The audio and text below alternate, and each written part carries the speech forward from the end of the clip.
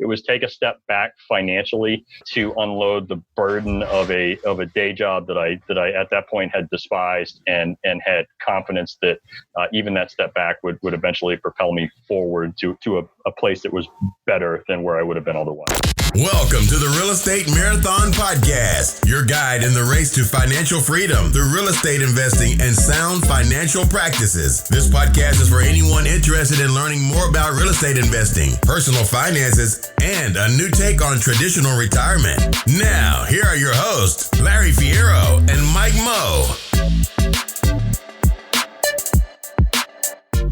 What's going on, everybody? Welcome to the Real Estate Marathon Podcast, your guide on the race to financial freedom through real estate investing and sound financial practices. My name is Mike Moe, one of the hosts of this show, and joined today with Mr. Fierro. What is going on, sir? Man, I got to tell you, I haven't been as pumped for an episode as since your kids did the intro and outro last week. Heck yeah, man. They set that bar kind of high, didn't they? They did. I was a second class host on that one, and they were like, they took over. So, natural little MCs I got there. Lucas and Clara, they've got potential for podcast greatness. Heck yeah. Got to bring them up. Got to bring them up into the podcasting realm, Oh yeah, no, that was really cool, man. That was a good plan to doing multifamily as a family, and had a lot of fun with it. Those guys were awesome. They had a blast, so that's good. Yeah. Good. So now they can tell all their friends they're famous. Heck yeah. Yep. Sweet. So, dude, today we have a spectacular episode with a really special guest, Mr. Ryan Murdock from Open Door Capital, also with Bigger Pockets, comes on and tells us a little bit of how he got started in real estate, going from house hacking to what he's doing now with Open Door Capital, and getting $42 million potential under contract with Open Door Capital. That's just that at this point in a lot of people's investing careers, they're seeing that $42 million under contract, and they're thinking that that's just an insurmountable goal, and they'll never get there. And Ryan kind of dispels that with the myth, and basically talks a little bit about how he got there. And it's possible. Yeah, and it's certainly impressive given how long they've been operating, right? Just around 18 months on operations and with Open Door Capital, and making some big moves. So excited to hear what he's got to say and to unpack that a little bit. Absolutely. Well, you want me to get started with the warm-up so they don't pull a hamstring when we're doing this marathon? Hey, let's do it, man. Let's do it. All right. The warm-up today is a REIT, R-E-I-T. A REIT is a real estate investment trust, and that's a company that owns and in most cases operates income-producing real estate. Heck yeah! I mean, it's basically it's almost like the stock version of real estate. So you can go on, your Ameritrade or your E-Trade, whatever you do from a brokerage perspective, and you can essentially buy a share of a REIT and buy and sell it as you see fit. So it makes real estate a little bit more liquid, So it's almost like the stock form of real estate. So kind of makes it more accessible to the. Yeah. And it's have that kind of cash laying around. Yeah. And it's not, I would say there's not the full potential that actually buying and operating real estate has. Obviously it's a little bit, it's a scaled back version of that, but it does give you that liquid, quick sell ability that you don't have necessarily with, holding a real actual property. Well, I mean, I'm just so excited to jump into this. You want to just go ahead and get started with Ryan Murdock? Let's do it, man. All right, Mr. Ryan Murdock. Welcome to the Real Estate Marathon Podcast, man. How you doing? Good, guys. Thanks for having me on. It's gonna be a good time. Thanks for coming on, man. It is. It's we're actually going to talk about real estate, and I'm not going to take the entire hour just to talk about Maui and how I wish I was there. If you want, I could talk about that for 2 or 3 hours if you want. So yeah. Yeah, we might have to sprinkle in a few of those questions because Larry and I are definitely a little jealous of that paradise. But let's get back down to business and what the people want to hear. We'll chat a little bit about real estate and kind of how you took it from a house hack to what you're doing now with Open Door Capital. But before we dive into that, man, you want to give a little context on kind of who you are and a little bit about you?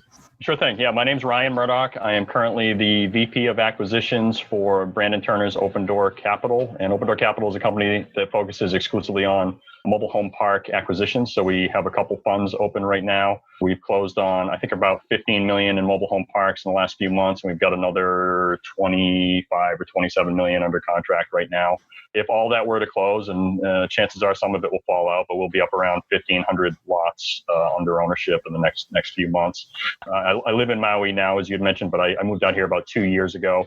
Before that, I was living in Maine, where I own and manage. I've got about 50 small multifamily doors there, which I had started acquiring back in 2007 with an original house hack and a duplex. And around that same time, got my real estate license and was doing some brokerage for not only myself, but I had quite a few clients and did about 30 or 40 closings a year for the better part of a decade. And then also started and ran a property management company for a number of years. So wherever you want to go with that, pick a spot and dive in. Spots, yeah. Yeah.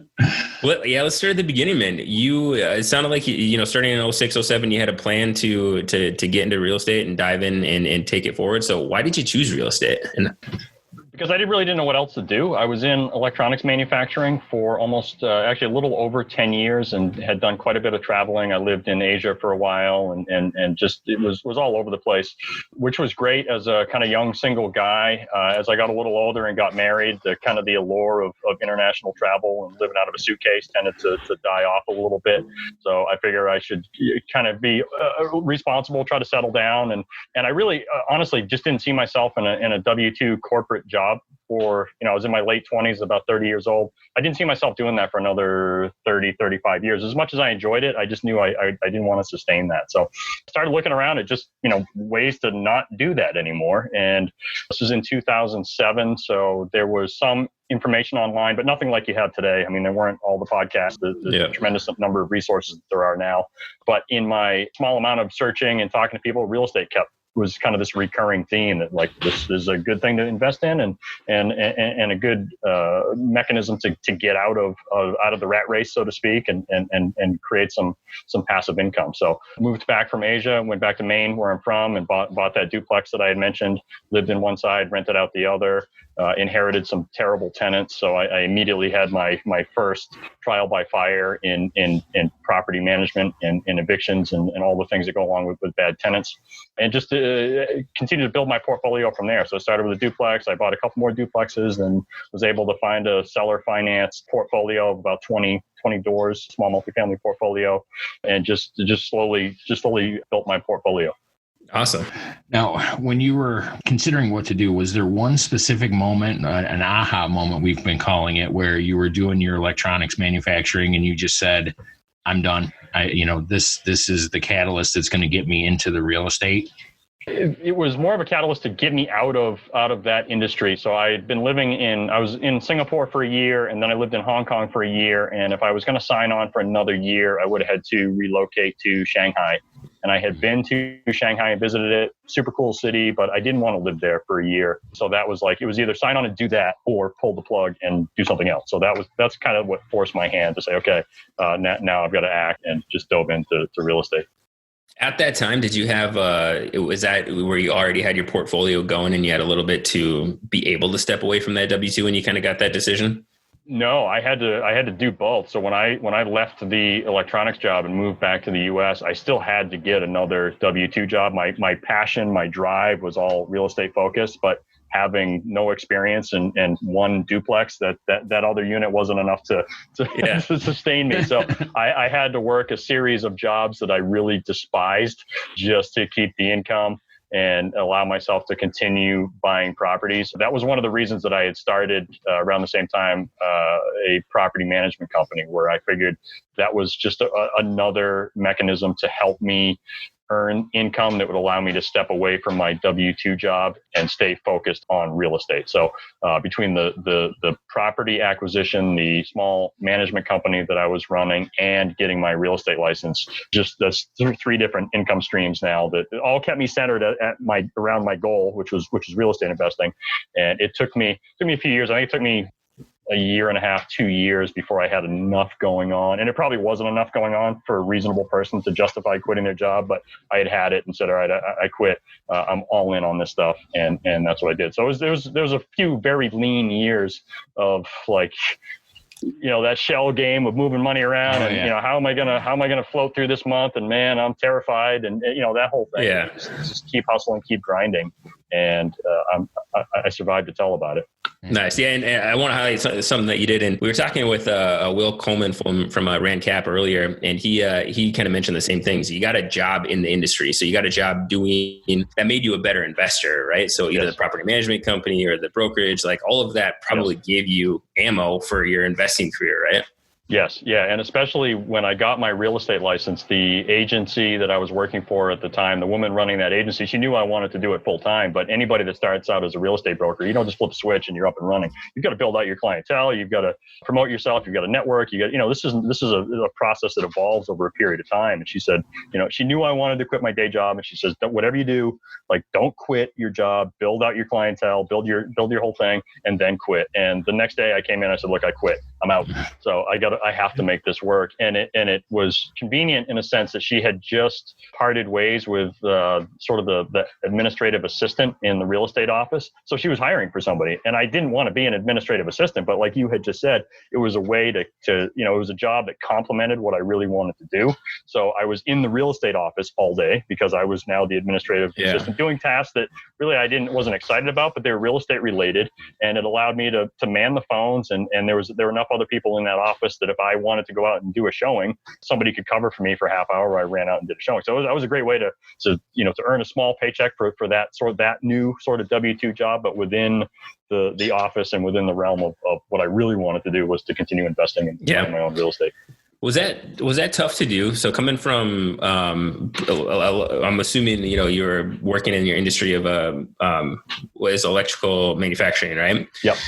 And to take almost like a step back to take a step forward as a executive assistant, was that tough to do, or were you able to just put the ego aside and know what your long-term goal was to take that step back?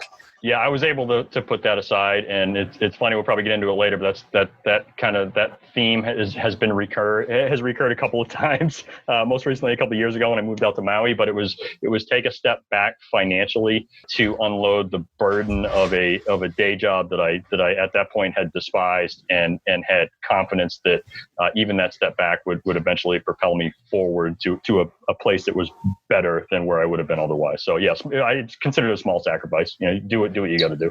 Yeah, for sure. One of the things you did was I like the concept of burning the ships, and you kind of you pulled the trigger on it and said this is what I've got going on. And I actually just recently did that. I left my full-time job too because I just finally had enough. Congratulations! And, thank you. It's working out very well because here I am talking to you, legend in the real estate industry, and it's one of the things where what finally made the decision up for me was when somebody had said, my worst case scenario is everybody else's Monday morning. So if I have to get another job, I got to get another job. Yeah, absolutely. I don't know that I would necessarily recommend for everybody to just go out and burn the ship prematurely like I did. It worked for me, but it could have gone the other way too. And I guess, worst case, I probably would have accrued a little more debt, and I would have had to crawl back and get a day job somewhere else and kind of pick up the pieces. But in my case, it worked. At the time I had no kids. I had some responsibilities. I had a mortgage and a wife, and I had to provide for that. I think everybody's situation is different, and their risk tolerance to kind of take these crazy leaps is different. I'm just fortunate that mine worked out. Yeah, that's awesome. I think everybody responds to those differently too. Like some people will burn the boats and they'll crack from that and need that backup of like that income coming in on the side. Yeah. But some people thrive on that pressure, right? Backs against the wall. Your only option is to succeed. So I think you got to know yourself before you make that decision and know kind of how you would play out in that scenario. But what is it? I'd rather work 80 hours a week for myself than 40 hours for somebody else. Exactly. True story. Yeah, absolutely. So, dude, let's talk about how did you transition from that couple duplexes on up to like you build in that 50 unit portfolio where there's some growing pains in there, and then obviously we'll transition that into how crazy you're growing now. So, but how did that look from that couple units to that 50 units of growing your portfolio? Yeah, just one property at a time, one building at a time. I had some issues early on when I left my day job. Banks all of a sudden weren't as excited to see me when I came in looking for a loan. So I had some issues there where you've got a season for 2 years on what you're doing. And, the eternal struggle to make sure your debt to income ratio was correct. And mine never was quite there, sort of thing. So there was always some challenges. I was fortunate to find a owner finance portfolio. It was like 20 units, small multifamily stuff that was almost entirely seller finance. So I only had to come up with a small amount of money. I made a ton of mistakes on that deal, but at least I didn't involve a bank. And then once my income was seasoned, it was much easier to get loans, and just kept cobbling the properties together. I'd find a deal on something, and they were mostly BRRRR strategy type things. If you listen to the Bigger Pockets podcast, buy, rehab, rent, refinance, repeat. So I try to find value add properties that I could go in and fix up and refinance and pull my money back out so that I could deploy it on the next deal. But I mean, that took that took 10 years, and I'm sure if I had to do it all over again, I could do it in a year and a half. But it's one of those things that the first time you go through it, I made just a million different mistakes and did some things that I wouldn't repeat again. But that's the way it is. So speaking of some of the mistakes, is there any that come to mind that you would like to try and help our listeners avoid when they start their first portfolio? Yeah, absolutely. I think the biggest jam I got into was that 20 unit portfolio that I mentioned. Pretty excited because I was just so hungry for a deal. And like I said, I was having trouble at the time getting bank financing because I just didn't qualify for all the reasons that I understand why they wouldn't qualify me. But when I found that owner finance deal, I obsessed over the numbers there. And I thought I had it pretty dialed in on, this, I can put very little money down and I'm going to hit the ground running, and these things are going to cash flow right out of the gate, and it's going to be awesome. And this is great. And here I am, I'm on my way. And what I quickly realized is I did a pretty poor job underwriting the properties. And at face value, I did really well. But what I didn't take into account was just the amount of turnover I was going to have. There were a lot of bad tenants in there that I didn't properly vet. So what ended up happening is I inherited a bunch of tenants that weren't paying, or tenants that I had to evict. And that's a long, drawn out, expensive process. During the whatever 3 months it takes to get rid of those people, they weren't paying the rent, they're trashing the units. And once I finally get them out, then it's, $5 or $10 grand to rehab the units. And they were all I was just drastically underfunded. And looking back, I mean, I would never make that same mistake now. It's just so clear to me, like what a horrible mistake that was, and how blatantly obvious it was. But at the time, I didn't get it. And I see a lot of new investors potentially making that same mistake where, even if you have to put no money down and say, quote unquote, like you have to have some reserves to just be able to weather whether it's vacancy issues or maintenance issues or, CapEx stuff. I mean, I had heating systems that failed, and, I went from initially thinking I was going to put no money into this thing to I had well over $100 grand of my own money into kind of keeping the ship afloat and it was all money that I really didn't have. I was taking, putting money on credit cards and borrowing it from places I didn't want to borrow. And it was a nightmare, to the point where I came very close to losing not only those buildings, but everything I had just due to being so far underwater. But I was able to claw my way out of it and get them back on track. And I have those buildings still today, and they're performing wonderfully, better than I had ever projected. But what I just missed so hard was that initial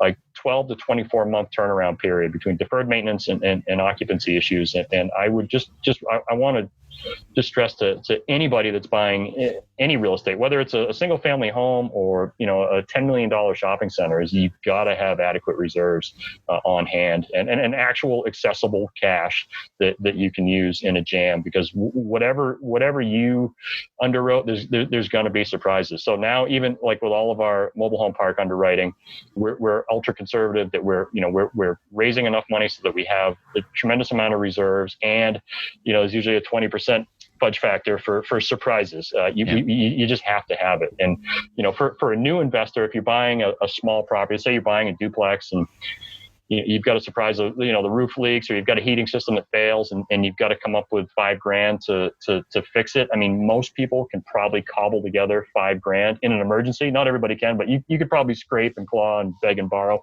and get that. But the bigger the property, the bigger that risk is. So for a first time investor, somebody's going into they've got a line on a bigger property with a 10 unit or a 20 unit, like that $5,000 problem now becomes potentially a $50,000 problem or a $100,000 problem, which if you can't absorb that hit out of your daily cash flow, whatever it is that's earning you money, then you've got a real problem. You can be out of business. I mean, you have a massive, like a heating system that fails in a cold climate in the middle of February. That's not a problem that can wait. Like, you have to fix that right now. Right. And you've got to be able to pay for that. So whatever your mechanism is to be able to deal with those problems, you got to have access to the capital to do it. Yeah, that's such a good point, and that's a good again example of a scenario that could bankrupt people. It could take them out of the game for years, and people are just getting started. So, I got to ask you on that. A lot of people you talk to say, "Go big as you can, go as big as you can, as fast as you can." But I'm with you on that same thing. I took my first duplex. I took a 10,000 hit the first month that I owned the place, but had I 10x that and gone for that $1 million property, that would have took me out indefinitely for the next couple of years, right? So, out of business. Yeah. Do you say take those lumps, early with smaller properties, or how do you find that balance of how big to go for beginning? Yeah, the less help you have, the smaller you need to go. So if you're going to go big on something and it's your first deal, I would strongly suggest partnering somehow with somebody who has done deals of that size or bigger and has the experience and has gone through those turbulent times and has survived it and can guide you through. So whether it's an equity partner or whether you just give them a piece of equity for consultation, just to have a shoulder to lean on, or maybe you can find a mentor that's willing to just help you out and lead you through it. But to go in by yourself on a first deal and just try to take down something big, I think you're really leaving yourself open to make some big mistakes. And Mike, you mentioned the mistakes that you made. I mean, those I'm sure, like me, have prevented you from making mistakes on a larger scale. When you take those small hits early on, it's the same principle. I mean, whether you're underfunded on a duplex or you're underfunded on a 500 lot mobile home park, like you're out of business one way or the other. So just add a zero, right? Yeah, right. Yeah, it's the same principle. You've got to be prepared to deal with whatever the problem is. So yeah, smaller dollar value mistakes will save you, or at least save me a tremendous amount of money in the long run. Yep. Nice. Cool, man. Let's transition into kind of that side of things, into how you ended up in Maui and what you're doing now, man. So can you can explain, give the listeners some context on how that all came to be?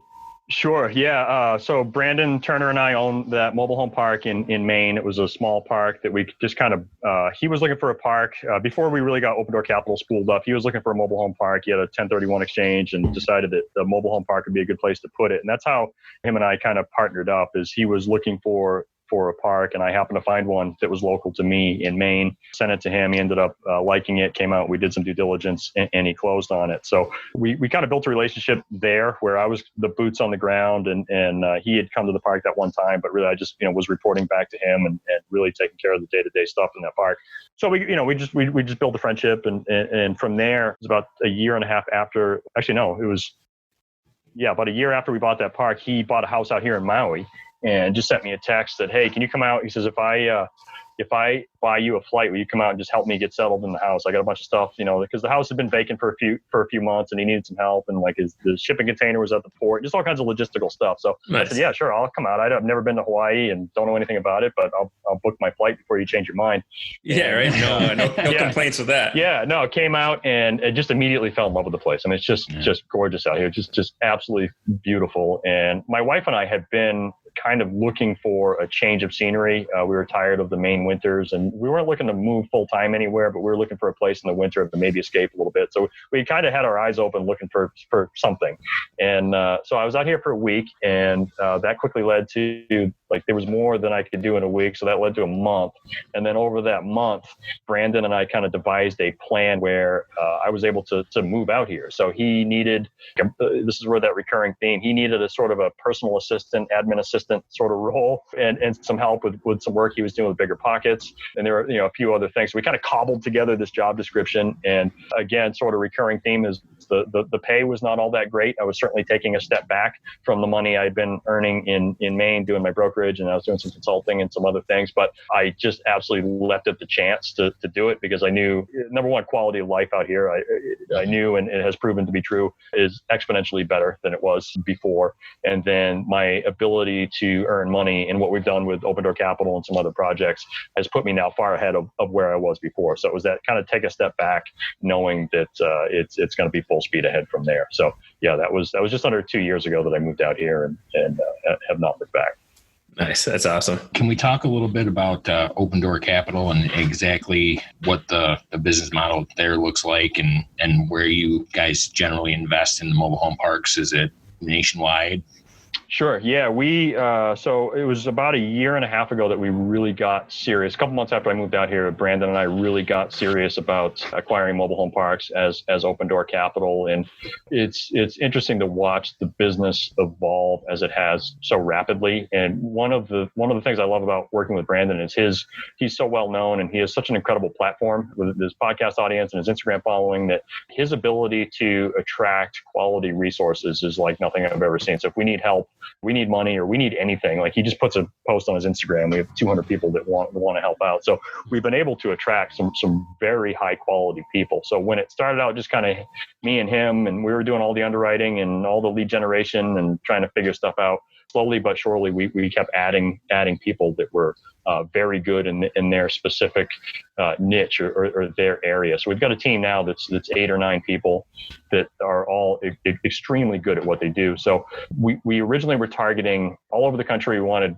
parks that were 50 lots, and we're looking at stuff with private utilities, and we're all over the map. Like we weren't real clearly defined, and we didn't know kind of what we didn't know. So we found ourselves, and this is before we brought any other team members on. We're running ourselves ragged. We were spending time underwriting deals that we really had no business looking at. And what we quickly decided was we needed to refine we had to narrow the net a little bit. It was too wide. We had too many things. So we upped the park minimum lot size. We wanted just 100 lots or larger, and then we're ruling out anything that wasn't public water, public sewer. And just by doing that, took our deal flow from way too wide to, all right, now we've got a manageable number of parks. So that's still kind of where we're at for criteria. Is we want 100 lots, public water, public sewer. We want a stable or increasing population of at least 100,000 people within a 10-mile radius. We prefer to have a small number of park-owned homes. We'd rather the homes be tenant-owned homes, and we can get into that or not. And we'll look pretty much anywhere in the country still at this point, as long as it meets those criteria. Especially with the stable population, we'll look anywhere. I'm getting on a plane tomorrow and flying up to Alaska, of all places, because we have a park under contract up in Alaska that we're really excited about. So I've got to go up there tomorrow and spend a few days doing some due diligence. So yeah, we're all over the U.S.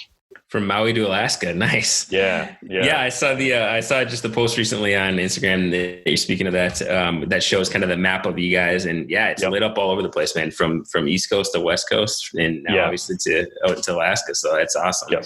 What attracted you guys to mobile home parks versus, the other assets, classes of real estate? We really like the asset class, but more so it was like, and this is Brandon more than me, but it was like, we've got to pick one thing and just go with it. I mean, he suffers severely from shiny object syndrome, as do I. So it's real easy to get diluted and just start chasing stuff all over the place and just not doing a good job at any of it. So we made a really strong focus to just kind of stay in our lane. We pick mobile home parks, and that's what we're all in on. And we like them for a variety of reasons. The asset class in general, we feel is very recession resistant, whereas it's mostly workforce housing or low income housing. And there's always a demand for that. I mean, regardless of a good economy, a bad economy, like there's always a demand for workforce housing. And even in a bad economy, a lot of times that stuff is in even more demand. It's typically the higher end apartments and higher end units get hit, and everybody kind of compresses down. I know back in the 2008 crash, the kind of C-class apartment rentals that I was dealing with at the time, the rents actually went up there because the demand for those kind of units went up. So the rent went up even though the economy was in the gutter. So we like the stability of the asset class, and we like the ability to add value there. And this is where it really differentiates from apartments and any other asset class. Is our target park is, let's say, 70 to 80% occupied, which means 20 to 30% vacant lots. And what we're able to do to add value is fill those lots. So in an apartment complex, for example, you've got a couple ways to really add value, and that's to crank the rents up, either just walking in and raising the rents, or you go through and you put quite a bit of money into renovating the units, making them nicer, and then hoping that you can rent them for $300 or $400 more a month or whatever it is. And a lot of times that works fine. With a mobile home park, there is some ability to raise rent if they're under market. We try to be very careful with that. We don't, that's not our business model. Even if the rents are below market, it's a great way to get all kinds of bad press, is to go in and like crank the rents. Like you'll end up on the evening news in whatever town you're in. We don't want that. Yeah. But to take an empty lot and put a home on it, whether it's a tenant bringing in their own home and setting it there, or we'll go out and find either new or used homes, bring them in, get them set up on the lot, and then sell them to a tenant buyer, so that at that point they're just paying us lot rent. Like, so we've activated now that lot that was not generating any revenue is now bringing in whatever, $300 or $400 a month, and that goes straight to the bottom line. So for every lot that we fill, it adds a pretty good amount of value to the park. So if we can buy a 100 lot park and 20 lots are empty, we're buying it on existing income. We want them to cash flow right out of the gate, right from day one. But meanwhile, we're working hard to infill those other 20 lots and adding tremendous value to the park without having to crank up rents, without displacing a bunch of tenants. And we're doing other things in the park a lot of times too. We're trying to beautify the park and improve the landscaping, or like we just repaved the roads in one of our recent parks, and we're trying to make the community better. But it's nice to be able to do that without displacing the residents that are there and good. And that's why we really like it. You can add a tremendous amount of value without upending the community. Awesome. Let's go. Yeah. Now, one of the questions that I have just listening to what you were talking about, when you do find a mobile home park, say the Alaska one, you guys go up and do your due diligence and you close on it, do you have team members that actually go out to the park and do the repositioning and filling of the lots, or do you find local boots on the ground that works with you to get that done? Yeah, a little bit of both. So it really depends on the situation. So typically our parks all have each one has a in-place resident manager. So it's somebody that lives in the park, and they're usually fairly limited in what they can do, but they're boots on the ground in the park, and they'll their eyes on the park, and they'll deliver notices, and they'll meet contractors and show units and maybe collect rent. But we overall have an in-house property management company that it's one of our partners, Brian Murray, and his awesome wife, Tricia. They've got a few thousand apartment units of their own. So they had their own existing legit management company that they had been managing all their units with. And now that company oversees all of our mobile home parks. So we have the in-place resident manager, and those guys are all overseen by Brian and Tricia's management company. So when it comes to doing infill, it really depends on the capability of the park manager and any of the like handyman type people that we have in the park. We have some situations where we have park managers out, like they're responding to Facebook ads for homes for sale. They're out driving for dollars. They're going and driving through other parks, trying to find homes to buy. We do have one person on our team, our guy Tristan Thomas. His pretty much sole purpose in life is he's our infill manager. That's all he does is run around the country, and he's plugged into every swap and sell, Facebook, Craigslist, auction site. Like nice. He's looking for homes anywhere. So we just bought, I think, 8 homes in Tennessee, and he arranged to have them all trucked up to Ohio to our park there. So he's all over the place. Nice. So whether it's actually him physically boots on the ground, or he's kind of finding these deals, and then he'll reach out to somebody local, whether it's that park manager, or he'll recruit some help somewhere and have that person go out and be on a video call with him, walking through the home and inspecting it. He's pretty resourceful. So we've got pretty good coverage when it comes to finding homes and getting them into our parks. Nice. It's nice you guys are able to keep that resident manager too, keep kind of like the face of the community consistent from one owner to the next. I feel like you can kind of avoid some tensions between like your tenant base and you guys as you're coming in with that. Yeah, I mean, a good park manager will make or break your day in a park. So when you have a good park manager, life is so much easier. When you have one that's just not so good, it's like a tenant, right? I mean, you can have 100 good tenants. All it takes is that one bad one that will keep you laying awake at night. So yeah, same thing with a park manager. We find a good park manager, it's so much easier. When you've got a bad one, you've got to do whatever you can to get them out of there as soon as you possibly can, and then replace them with somebody good. That's awesome. So let's talk about your growth a little bit. When did you guys start buying with Open Door Capital? How long ago was that? Only about a year and a half ago, and I've got to back that up with there's 6 of us now on the in the general partnership, and so we didn't all just start buying real estate 18 months ago. We all have a lot of experience. Like I had mentioned, Brian has several thousand units. Has been doing this for a long time. Brandon obviously is very experienced. I've been running around managing properties, apartments, and mobile home parks and condo associate. We all have a decade plus of experience, but in its current form, Open Door Capital has only been operating now for about 18 months, give or take. Nice. And you guys are up to over almost 1,500 unit pads under contract, right? Yeah, I think we own right now just under 600. And like I said, if everything closes, we'll be up over 1,500. We're targeting 50 million in acquisitions by the end of this year. So, nice. Yeah. What are some growing pains? Let's talk about growing pains and mindset. What mindset shifts do you have to make to go from almost 0 to 1,500 in 18 months? Absolutely. It's finding the right people to do the right job. So, like I had mentioned, bringing on, going from just Brandon and I a year and a half ago to now 6 to 9 people, depending on how you count them. But those individual people have brought so much talent and just they're fun to work with, and they do a great job. They're motivated. They hustle. They make good decisions. And without any of those guys, we would certainly not have been able to do what we have been able to accomplish thus far. And we, early on, we had a couple of people that were not a good fit, either just culture wise or we just didn't mesh. We weren't all on the same page, and it took its toll. So those people had to go away quickly, and we replaced them with people that now are absolute rock stars, and that's made all the difference. I mean, aside from just getting stuff done, it's fun to work with people that you like, right? Yeah, absolutely. That always helps.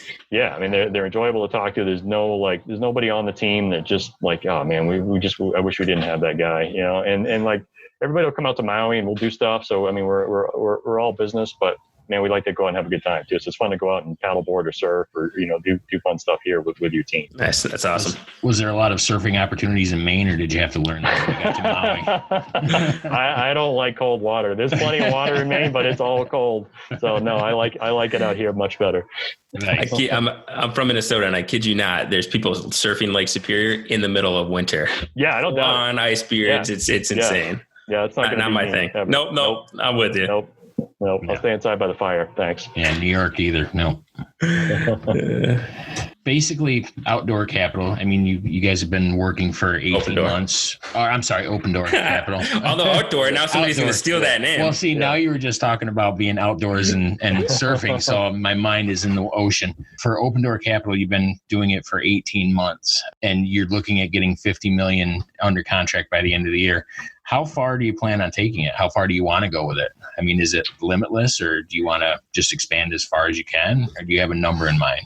Yeah, no, we, for this year, we want, 50 million in actual acquisitions, and I guess we'll take it from there. I don't see any reason that we would stop. As long as we keep enjoying, as long as we continue to enjoy what we're doing and it's profitable, why would we stop, right?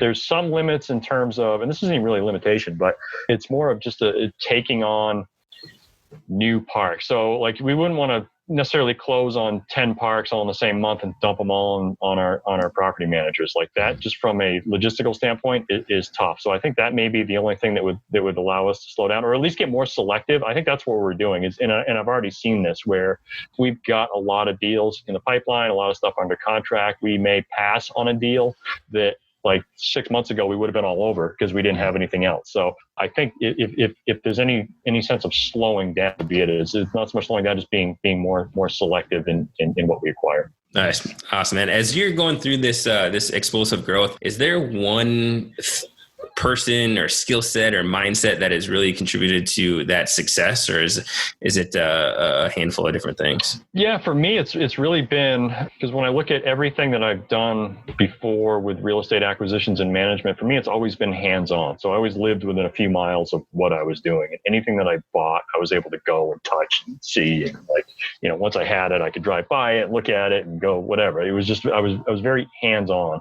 and now I'm not as hands-on anymore. before, where we have multi-million-dollar properties that we've acquired that I have never set foot in.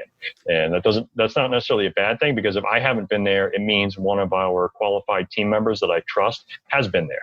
And I can rely on their opinion, and we've got a process for due diligence, and I know that's been followed, and everything's good. So I don't necessarily need to be hands-on anymore. And there's a lot of examples like that of things that, I just have a tendency, and I think this is kind of human nature for a lot of people. It's just like I'm a poor delegator, so I want to just do everything myself because it's just easier to just do it than to show somebody how to do it. But once I've learned now to delegate and quickly realize that the people I delegate to are way better at that thing than I ever was, like, all right, man, that's pretty good. I like this gig all of a sudden. It's when you know you got a good team, right? Yeah. So, I mean, that's why you're talking to me right now, because they're all out actually doing the real work. So, it's great. But I had to come to terms with, okay, like I can let go and other people can do stuff. And not only is it okay, it's actually, it's better. Yeah. There's something to be said for, owning property not in your backyard, because it forces you to have good systems. It forces you not to drive over there and take care of it just because it's close. Yep. You got to have a system and a process for it. So that's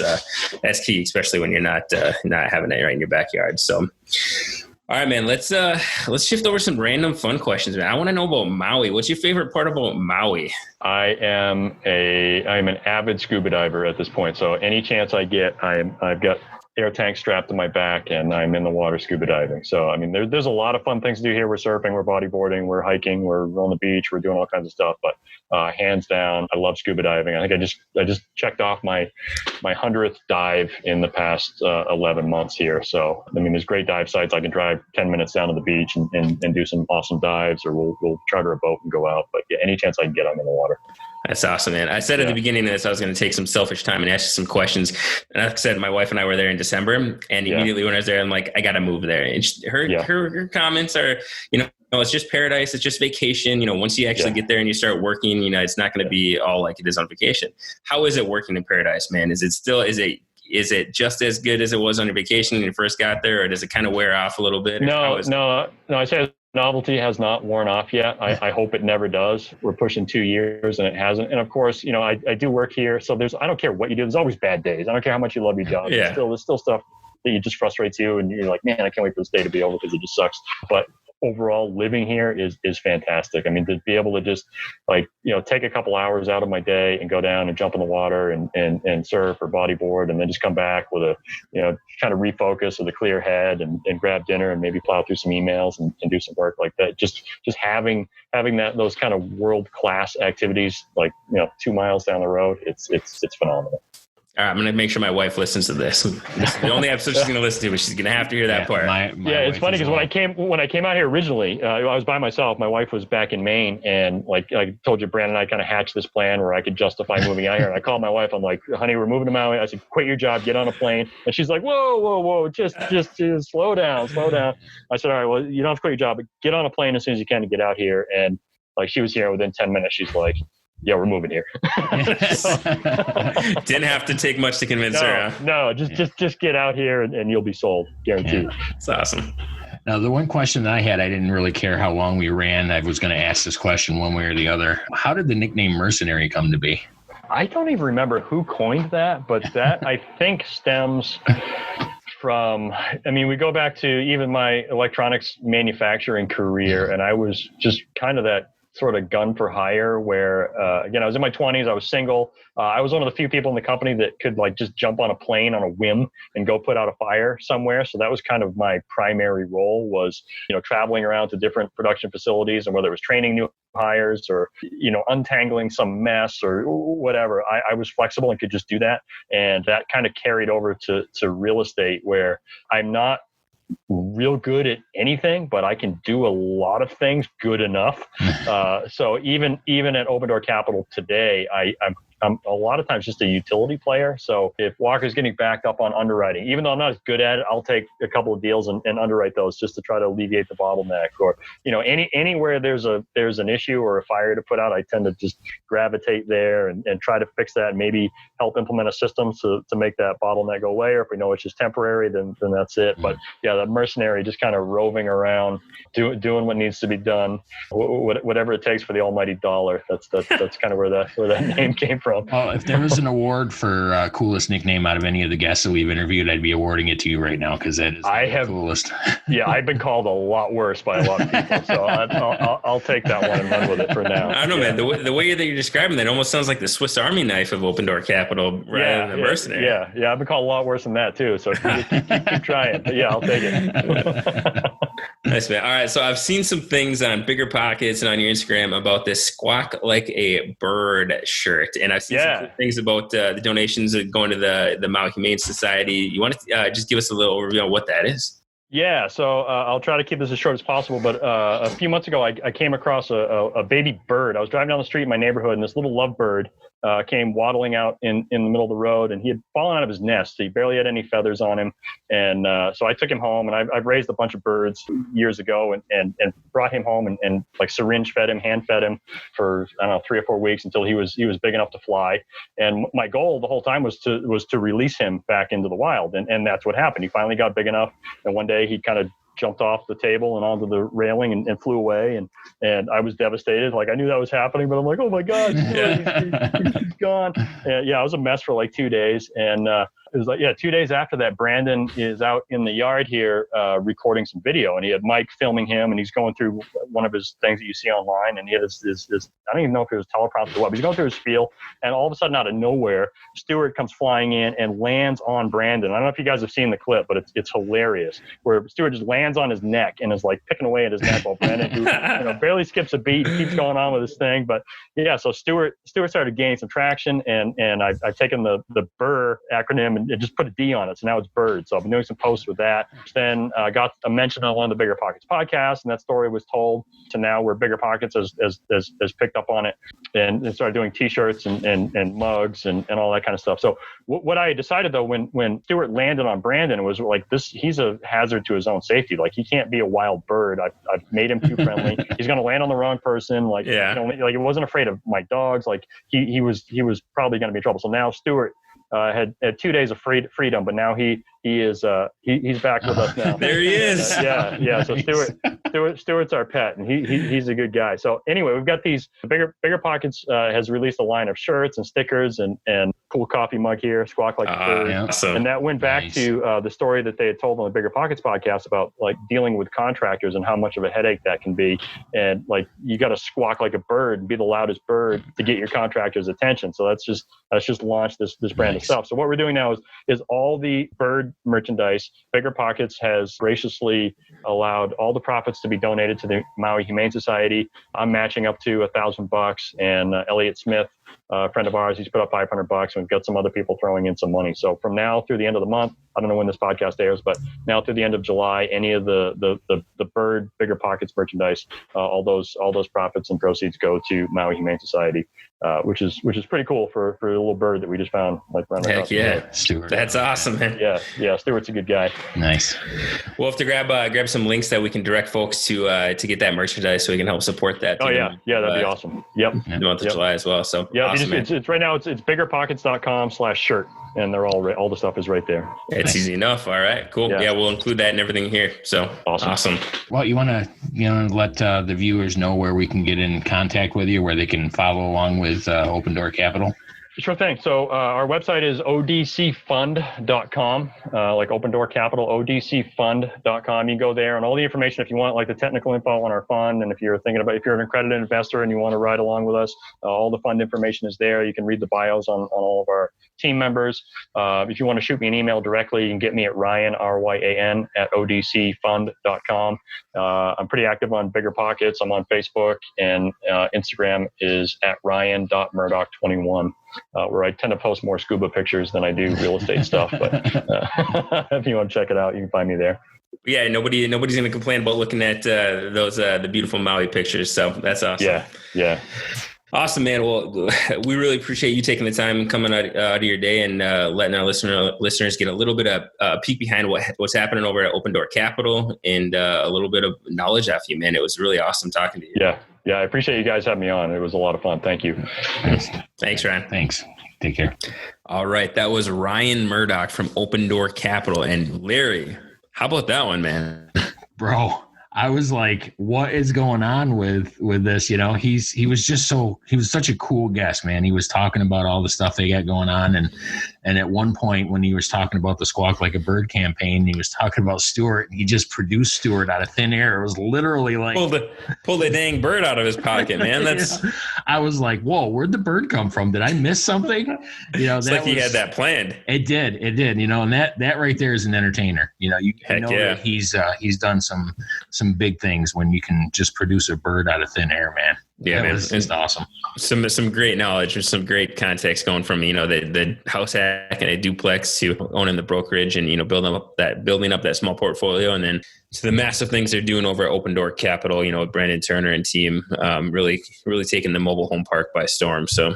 And the fact that they've only really been operating Open Door Capital for 18 months, that blew my mind, because I was crazy. Like, yep. You're already at like that $42 million under contract, you know? Yeah, man, it goes to show, man, once you set a goal and you have a clear vision of where you want to go, and you say done, you make your moves, and, you know, stuff happens. So, yep, impressive to see what they're doing over there. Yeah, and you know, he was talking about flying out to Alaska to look at more property, you know, and it's just they're all over the place, and they go where they got to go and do what they got to do to make it happen. Yeah, for sure, man. So, what do you think about a call to action tonight for these nice folks that are listening to us? Well, you know, if I'm thinking back to this interview, one of the things that stuck out to me was the sometimes you need to take a step back to take a step forward. You know, you hear Ryan a handful of times talking about how what might in the short term look like a step back, he took in order to make that leap forward. So you hear about it when, you know, he left his manufacturing job and took a job really doing anything and everything in the real estate industry. And then again, when he did it with Brandon Turner, you know, he left what he was doing out in the East Coast and came to be basically an executive assistant, because he knew, you know, long term that was potentially a really good move for what he wanted to do in the long run. So what I would say, man, is look at the places in your life, look at the places in your career that maybe you need to slow things down and take a step back. And maybe that's going back to basics to really learn the fundamentals of something, or that maybe that's, you know, taking a step back to get a job in the industry that you want to be a part of. So, you know, we've heard it's been a common theme in the last couple of interviews, you know, with Will Coleman, with Ryan Murdock, getting a job in the industry that you want to be a part of, if that's real estate, will really help you out and set you up for success. So, you know, it's looking at the parts of your life and where do you need to slow down and make a step forward? Yeah, you know, and this is actually, this concept is something near and dear to my heart because of my situation the last few months. You know, I was in a position where I really felt like my life was out of control. You know, I was working mad hours trying to save a company that I didn't own. And, you know, and when it came down to the end of the day, you know, I really had no control over it. It was, I was at the mercy of somebody else. So, you know, I kind of took a step back and, you know, left a full-time paying job and took a chance on real estate. And I got to tell you, man, the last 2 months where we've been able to really concentrate on the podcast and get in real estate, multifamily down south, it's just been amazing. And things are starting to open up. Doors are starting to open up for us. And, you know, and that's one of the things, you know, I took a step back and didn't know how it was going to turn out, but I don't regret it one bit. I mean, we didn't plan this, but that proved the point perfectly. You took a step back, and what happened in your real estate portfolio in the last 2 weeks? You doubled it. I did. Right? Yeah. I'm working on doubling it currently. You know, as soon as I took the step back, the opportunities just started popping up, and there are opportunities that were probably presenting themselves before. But since I had that full-time job, I really couldn't look at them with a different lens on and say, look, I could really swing this. I had to pass on them. Well, this time I was free and clear, and I just jumped on it. Yeah, your portfolio is double. The podcast has really been humming and taking off in the last, 6 to 8 weeks. So yeah, thank you for proving that point right there. That was well played. Yeah, I just thought of it. I was like, you know what? That's exactly what I did. And this is a topic that's near and dear to my heart. You know, yes. Take the chance, get outside your comfort zone, and I guarantee you will not be disappointed. Yep, absolutely, man. So cool. And we should remind people one more time, we mentioned in the episode, but if you go through the month of July, which as this airs will be about 1 week left, if you go to thebiggerpockets.com/shirt, all that bird material that you see up there, the coffee mugs, the shirts and things like that, really go to a good cause. It's to the Maui Humane Society. All the profits go there. So as we discussed, and then you jump on there and get yourself some cool merch while supporting a pretty cool cause in the same time. Absolutely. So, try and help out and pay it forward. Heck yeah, man. Well, that's everything I've got, Mr. Mo. How about you? Same here, man. Thank you guys for tuning in to another episode of the Real Estate Marathon Podcast. We'll see you next time. You guys have a great week. Thanks for listening to the Real Estate Marathon Podcast. If you found value in any of the content from this show, consider supporting us in the following ways. Subscribe to the Real Estate Marathon Podcast. Leave a rating and review. Continue the conversation with like-minded individuals on social media by heading over to the Real Estate Marathon Podcast Facebook group, or follow us on Instagram and Twitter at Real Estate Marathon Podcast.